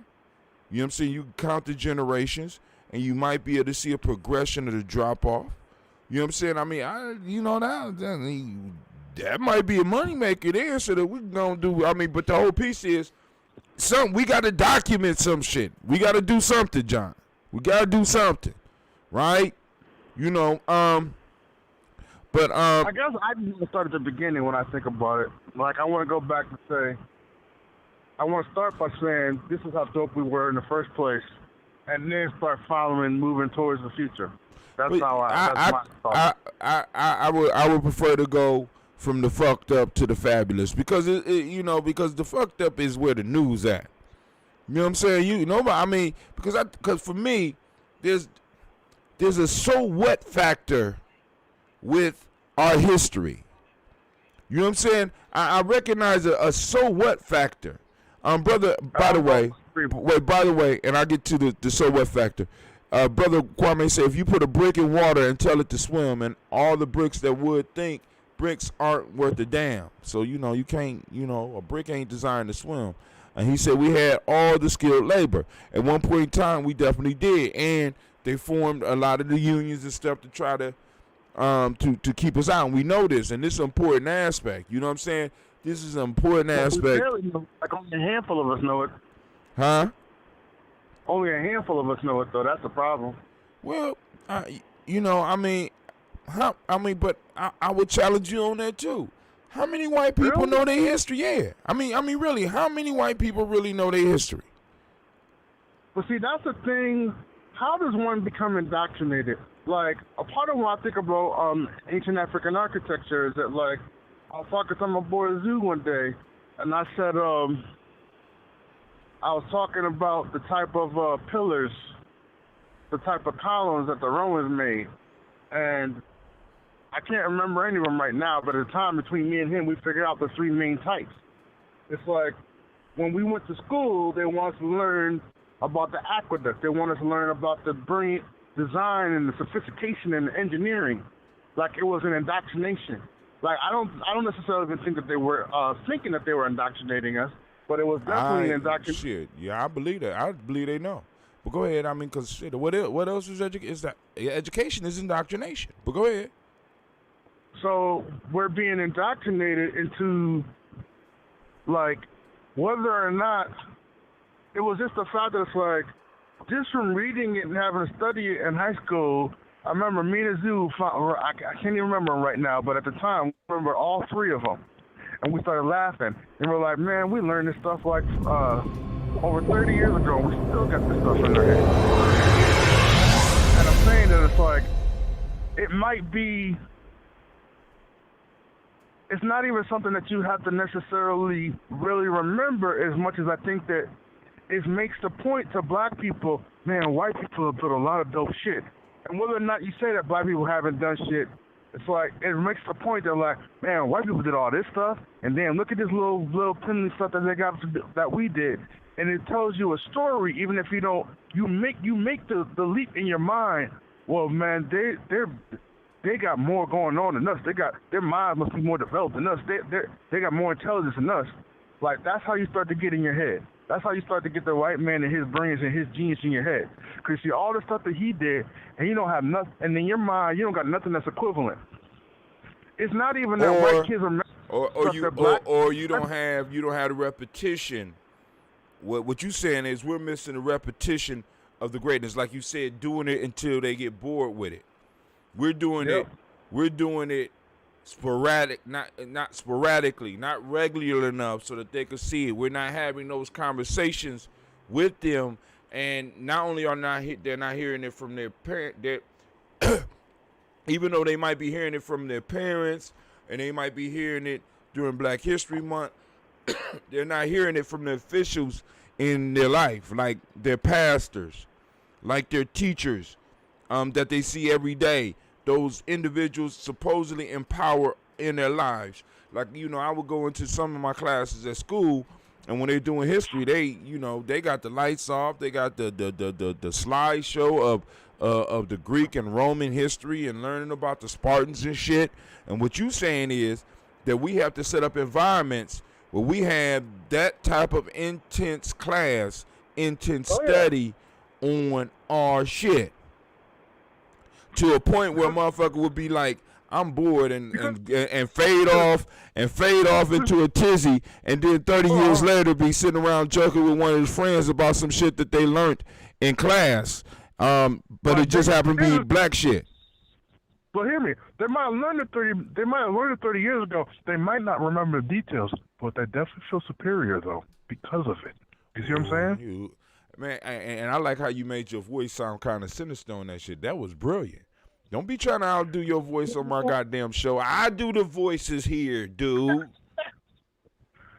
Because when I see white people that get mad, I've watched white people, and when they start spouting stuff, well, look at what we did, and they start reciting, these are the things. They start talking about, like, I've listened to white people, when they start get mad and they want to start talking for white superiority, they start bringing up the Greeks and the Romans.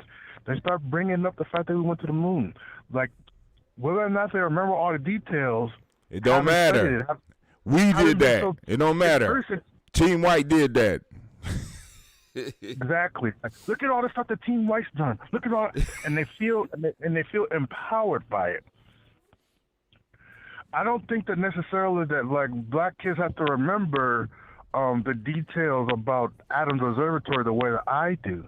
As much as they have to have a somewhere, it has to affect their soul and their consciousness that, man, everything that you did, we did at least that, if not more. So all your little talk about white supremacy doesn't even faze me, because I actually know that we were building stuff a lot before you did, and all this is just your little ego, childish, trying to make yourself feel good about yourself, but it's not based on fact. Because my thing is, So that I've seen a lot that just go ahead. How will we get that type of curriculum? See, because one of the major pieces as far as the whole reparations movement that I really want to focus on is not only getting money in the hands and pockets of ADOS directly, but changing or at least taking control of the education system that affects our children, and being able to develop curriculum that really could do what you're talking about. See, because really, if you think about it, John, in the 70s, because you said when you noticed that this shit really started affecting us, is and around the 70s, do you know what else started happening around the 70s, John? Please tell me. Huh? No. I mean, even more important and potent than the drugs. We start integration. We started, our generation is the first generation to actually, like, in a sense, really start being put in those schools. Now, of course, it was our parents that they was expecting, but we was the first, in a sense, bus babies. Yeah. Think about it. Listen, John. John, how old are you? I'm 50. I'm 50. How old am I? I'm 52. I am a bus baby. As a matter of fact, I went to a damn near all black school until I moved from my grandmother's house, and I went to Market Park, which was integrated, and then after that, I went to an integrated middle school. And then I went to an integrated high school.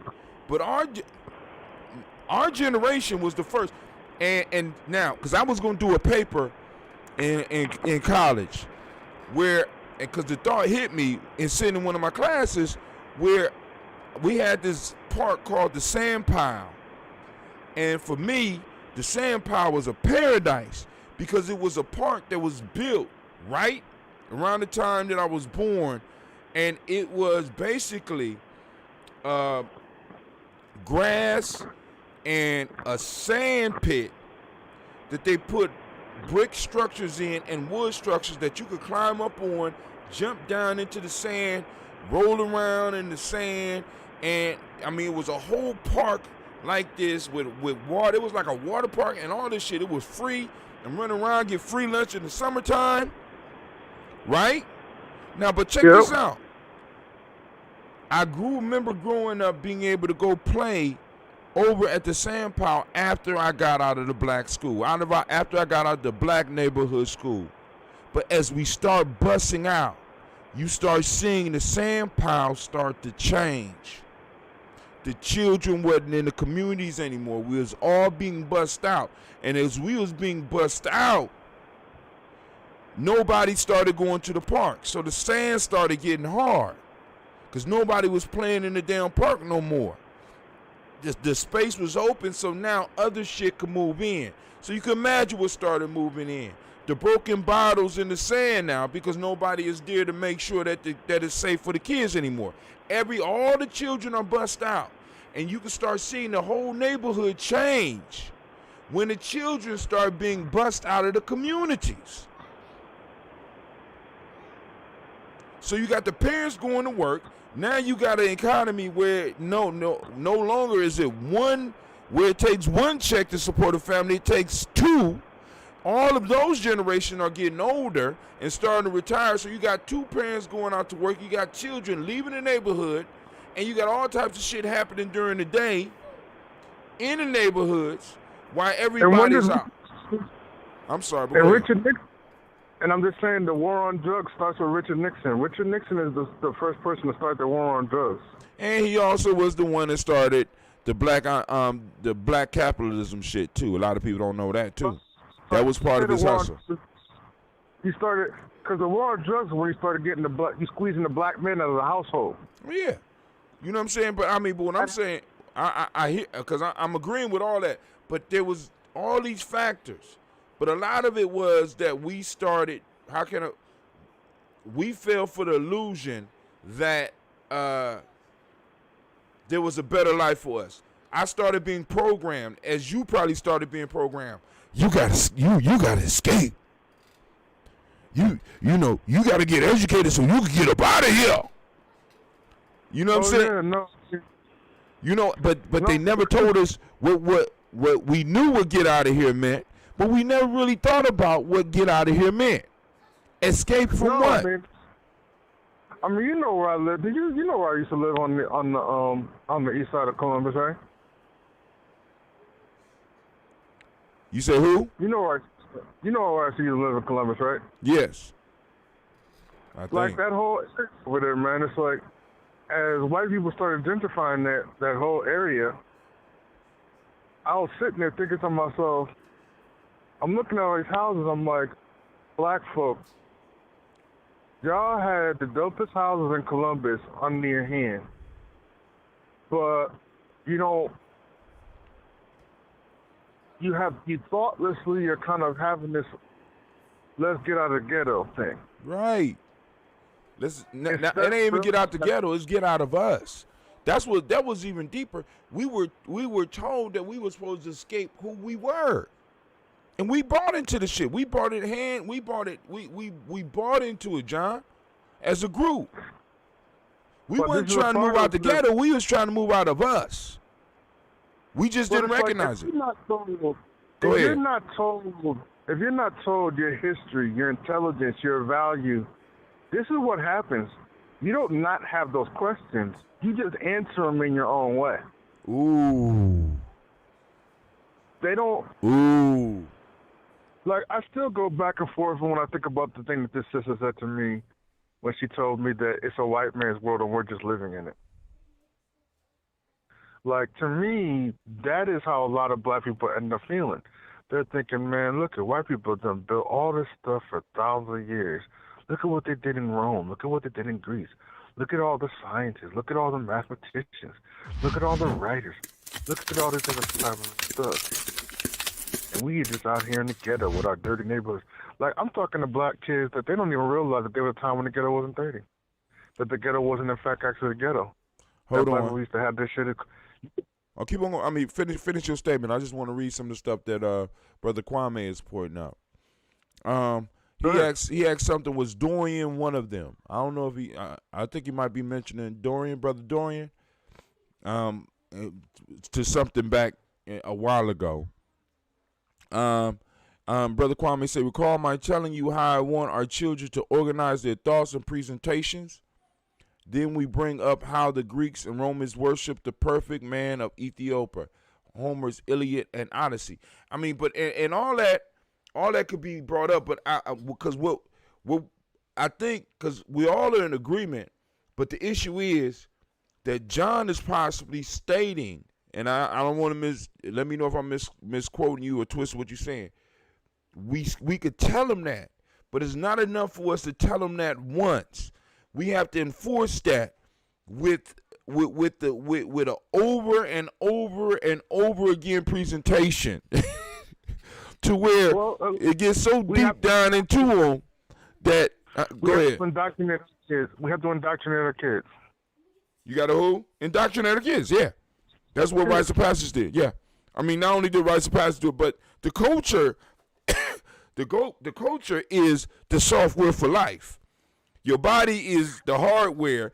The culture is the software to show you how to run in the world. And the software we got is corrupted. It's corrupted with other people's shit.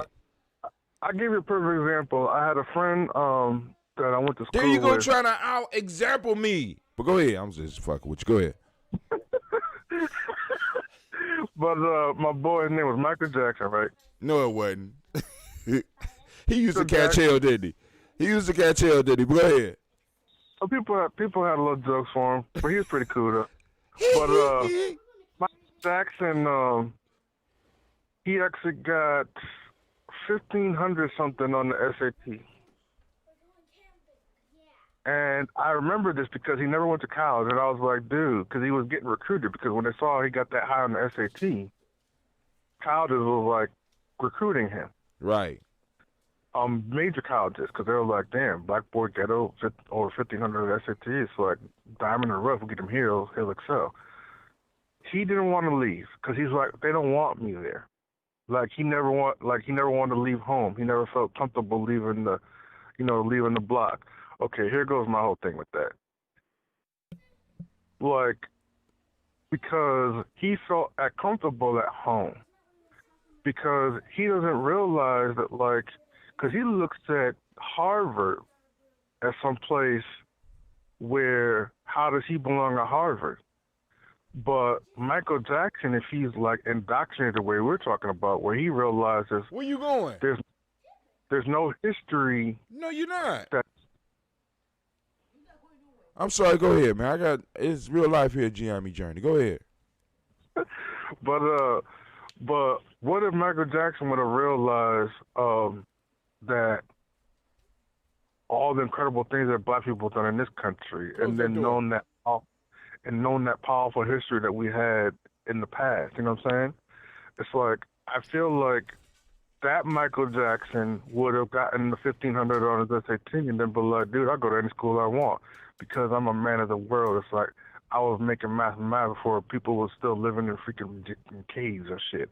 So I do whatever the fuck I want to do. Like, I just think that that's a part of how it works. I think that if you want to give these young, because I look at Michael Jackson, I'm thinking, how did Michael Jackson never go to a major college? And it's like, he never even went to school. Like, in fact, what he does right now for a living is fix computers. You know what I'm saying? Right. So he's got that intelligence to go and fix your computer. But he never left our hometown. Now you remember, we could bring a little bit closer home, because you remember. I mean, I don't know if you remember Jamar. Come on, man, stop playing. I mean, you know why he ended up back in the neighborhood. Why are you in the back of the neighborhood? Because he missed the neighborhood. He was at Central State. He decided to come back. He missed the hood. I missed the hood. I said, nigga, the hood don't miss you. It'll be here, I promise. It'll be here. Get your ass up out of here. No, I miss you. I'm like, nigga, what? And that's, I guess, the thing. It's like, I think that, because one thing that I developed within myself is my comfort zone isn't in a place. My comfort zone is internal. You can't take me out of my comfort zone. Like, you put me in a room of 100 white people, and you haven't taken my comfort zone away from me. Like, in fact, I'm probably not going to notice unless somebody, like, makes some type of big deal about it. You know what I mean? Brother Kwame, go ahead. Go ahead. Brother Kwame say being around Whitey is next to being righty. But I mean, that's where it's like, cause it's like you remember Idiot Boy Cafe? Who? On campus? You remember Idiot Boy Cafe on campus? No. North Campus? No. It was a coffee shop, and I remember a lot of people from Black Studies were like, man, how you go up in here? Because it's like, it was, not a lot of black people go to coffee shop. And so it was like, how you go up in here? Huh? Then, now, everybody, black folks looking for free Wi-Fi. But go ahead. So, and I hear you on that. But I remember being up in there, and, like, people are, like, looking at each other. And they're like, man, there's all white folks in here. How do you feel comfortable in here? And I'm looking at them, I'm thinking to myself, man, you actually notice these white people. I don't even really notice. They're like in the background of my mind. Like, I'm here to do what I got to do. Like, I know, like, there's no place, and I say this because my centeredness as a black man means that I take that with me wherever I go. I mean, I guess that's a part of why I consider my power and ability to be the tortoise, because I bring my home with me in a certain sense. You know what I'm saying? Right. Because I don't have this thought of like that there's a place that, like, if I feel like I want to go whitewater rafting, I don't. And somebody says, "Yo, black people don't go whitewater rafting." I don't care who tells me that. I'll be looking at them like they're insane. I'll be like, if I feel like I want to go whitewater rafting, then black people whitewater raft because I'm black and I do what the hell I want to do. Like, I think that, like, when I look at my boy Michael Jackson, the reason I bring him up, it's like, I think he created mental boundaries for himself. Like, in his mind, he had boundaries, but they were just mental boundaries that he created there. And he had mental boundaries because he didn't know the power of who he was. He didn't know. I'll watch him tomorrow. I'm sorry, go ahead. Real life at Gye-Nyame Journey. Go ahead. But I think that that's a part of how I think we get lost, that we think that there's some type of boundary. It's like I remember getting to the argument with these young brothers in Oakland about boating, and they're saying, "No, the boating is some white boy shit, man." Blah blah blah. And I'm like, "Are you kidding me, man?" And they're like, "Dude, you don't know what you're talking about." They're like, "What, dude?" They're trying to be like asking me who the heck I think I am, and I'm like, "Dude, you know that boating? People have been boating for over 80,000 years." And they're like, "All right," and I'm like, "Okay, so if you know about what even white people are saying about the biological history, other races don't come out of us till like 30,000 years ago, and they slowly kind of start to come out of us. It doesn't just like snap into a white man or Asian man. That happens over 1,000 years. So I'm like, the first 50,000 years of boating, it's a dark-skinned black man is rocking the boat. That's just what the history tells us. So you talk about boating and some white man shit. I'm like, you can't be more silly. Like, black people boated for 50,000 years before there was any other people but black people on the earth. Now, and that's part of that. That's part of that repetitive lesson, so that you could think like that. You understand what I'm saying? Because because boating is a necessary aspect of war. You know what I'm saying? You can't. I mean, you're not. You're going to run into a river or a body of water to cross at some point in time. So you need to have a navy. You know what I'm saying? And Brother Kwame say all of us had Michael Jackson as a friend. We all have friends like Michael Jackson. Was brilliant, but just couldn't see themselves going into these situations because they were uncomfortable, right? Or they thought that they didn't fit, right? You know what I'm saying? But what you're saying is, because one of the arguments is you're saying that as a black man, we should be able, or as a black person, we should be able to go anywhere and feel comfortable. Then also another part of the argument is, you know what I'm saying, our children shouldn't have to go to a Harvard to be, how can I put it? Where is our Harvard? But your third documentary you talked about will be discussing what happened to the black harbors, I would assume. You know what I'm saying? Why there's no black harbors. You know what I'm saying? Because that one where you was talking about the summer of 1919 and the sin and shit right there, I think that might work well with that whole story about why there's no black harbors. You know what I'm saying? Because, Michael Jackson shouldn't have to go to Harvard and be surrounded by them. He should be able to go to one of our universities and be surrounded by us. And I think that's the thing. It's like, you can't have it. I don't see it as like one documentary is one hit or quitter. Like, I have a tendency to think about this in terms of punches. Like, I don't think you can hit them one time. I think you want to knock somebody out, you got to just keep on hitting them. Right? You got to keep on just squaring on that jaw. Pow, pow, pow. To the point where they start getting punched up, they can't even hold their hands up anymore. Just boop, and then you knock them out. Like, oh yeah, you can handle. Like, I think somebody could see ancient African architecture, but like, okay, that's cool. You know what I'm saying? I think they could see ancient African architecture and then see December of 1919 and be like, okay, yeah, no, that's powerful. I get you. And then I think you could add in like women of civil rights movement and be okay.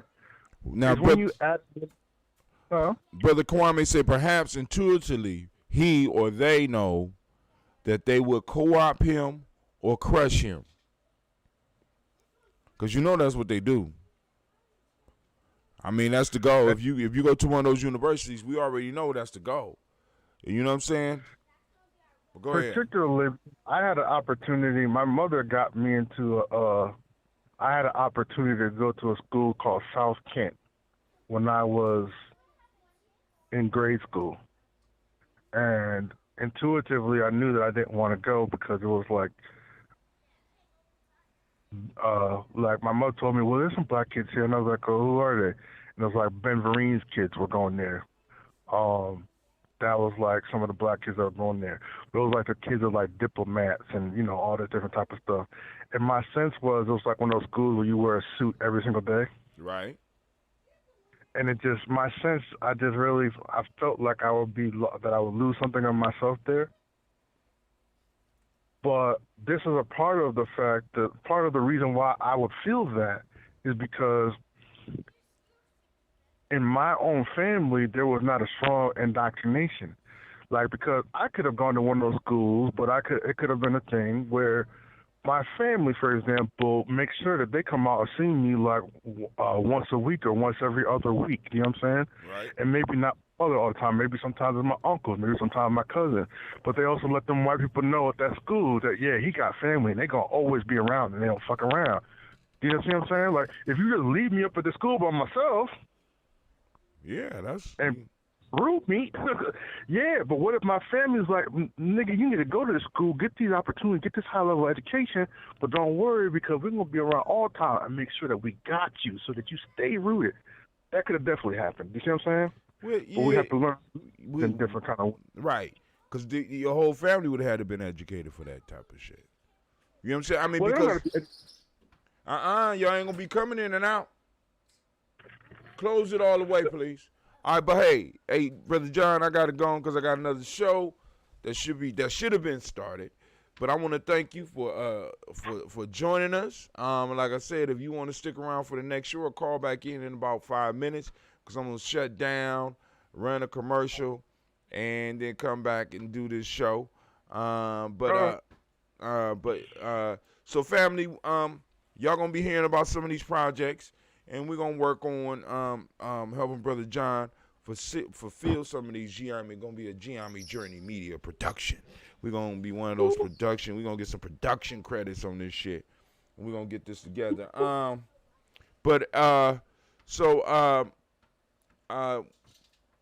What can they expect from you in the next few months, John? Well, I'm going to finish that draft on my book, number one. Okay. And then, I know what they can expect. In the next few weeks, I'm gonna get on some. I'm gonna do those Zoom things I was telling you about. So I'm gonna interview some of the scientists on a Zoom call. Okay. And I guess I'll be doing that somehow. I'll be doing it with you through your auspices. But you can do it. You use Google Meet. If you use Google Meet, either way, Zoom or whatever. But I would, I got a Google Meet that you can use, so don't worry about it. Okay. But I'm gonna interview at least 4 scientists that are actually people who got their hands on the dirt in these different places that we're talking about. So not just me, like with what I know, but people that like that's what they live and breathe and can really start to just give us a profound discussion and a profound breakdown of like all the incredible things about these people and their development and their knowledge and what they understood. All right. That's coming super soon. All right. So, all right, cool. So we're going to work on that. All right, family, I want to thank y'all. This is Brother John Calhoun. We're going to give him a round of applause. Give him a round of applause. Come on now. Give it up. Give it up. I know you can't hear that yet, John. I'm working on integrating the sound. I just got to figure out how to make it so that all the sound is going through the same thing. I don't know. Maybe I might need to learn how to run it through my mic. I don't know. But I want to thank you for joining us. And family, we are out. And, if you come back in about 10 minutes, we will be doing folk tales for grown folks. So, we are out. So I'm going to go on and play this. Well, I ain't gonna even